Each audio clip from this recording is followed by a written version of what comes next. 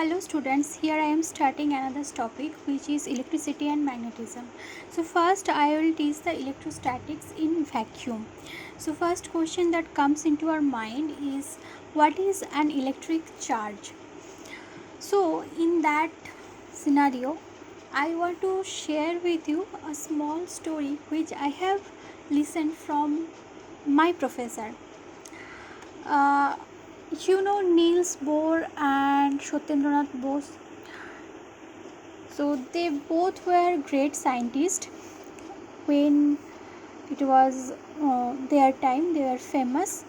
That time there was one conference happened in Kolkata, and Niels Bohr came into Kolkata, and there was after conference there was a process that if the audience who are there, the scientists, if they have any question, they can write it and put it in a box, and after that who was the speaker, she will take out that papers, and they will just she will just describe what is the answer of the question.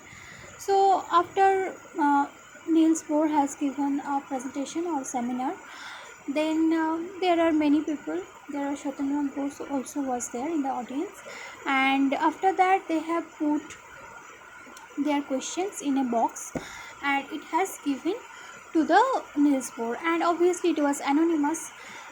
There was no name written on the questions. Then Niels Bohr opened up one question, and the question was, "What is a charge?" Then Niels Bohr was saying that, "Mr. Bose, I also don't know what is a charge." So this is the story. But here we have to learn what is charge. We have to understand what is it, and it is that much basic thing. And the story I feel it's really interesting, so I can share with you.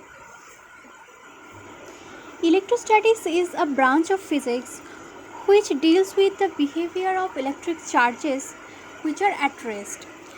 That's because it is called statics. If the charge is in motion, it will call electrodynamics. So it is important to seek the answer to the question, what is electric charge? There are many substances such as rubber, ebonite, glass. When you rub it with a silk or any other substance like your own hair, if you just in winter season where there are less moisture or less humidity in weather, then you can just try to rub your pen on your dry hair. It should not be oily. Then you can see they will, after some time they will attract each other. Or you can do this experiment with some small piece of paper also. Like if you rub your pen on your dry hair and just put it on the small pieces of paper, you can see they will attract each other. So there will be some kind of attraction, and the cause of the attraction is the electrostatic attraction. The substances in such state are said to be charged, and they are said to be possessed what is called electric charge. So means in this case, by this experiment or this example, we can understand when uh, the substance, the pen or the paper, these are neutral, but when you rub it with one another, then there are some positive charges. Some one substance become positive and one substance become negative. That is, some electron goes out from one substance to another substance, and this is the electric charge. This simple experiment show that there are two types of charges. One is called positive charges and others is called negative charge. If two charges are of same kind, they will not attract, they will repel each other. But if the charges are opposite to each other, they will attract.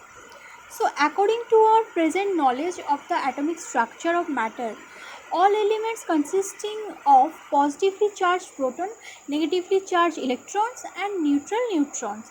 The charge of proton is numerically equal to the electron, but they are having different sign. In an atom or an ordinary piece of matter, there are equal number of protons and neutrons. So, as a whole, it is electrically neutral. But whenever two different bodies are rubbed with each other, some of the electrons from one body may be transferred to the other body. The body which gets excess electron becomes electrically negative or negatively charged, and the body which loses electron is called as positively charged. So, uh, it is found that the electric charge cannot consist without matter. So, to possess the electric charge, there should be a matter. Without the matter, it is not possible. Charge is thus a fundamental and characteristic property of elementary particles. So, this is very important. Remember this. Charge is a fundamental and characteristic property of elementary particles. It is a scalar quantity. It add up like real numbers, and while adding the charges, we have to take care of their signs too. Means if one is plus charge +1 and another is -1, then it will add up and it will make a neutral one. Next, we will learn about the law of conservation of charge. The total charge, that is the algebraic sum of positive and negative charges in an isolated system, remains constant for all the time. That is, there is no charge which is allowed to cross the boundary of the system. The law of conservation of charge allows simultaneous creation or annihilation of equal and opposite amount of charges within the isolated system. For example, a high energy neutral photon may produce an electron of charge -e and a positron of charge +e, or an electron positron pair may combine to produce a proton.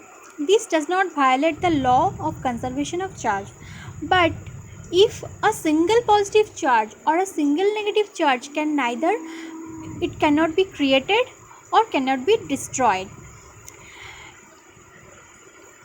Here I want to mention one thing, that is there is existence of fractional electronic charges, that is you can find in the quarks, that is suggested.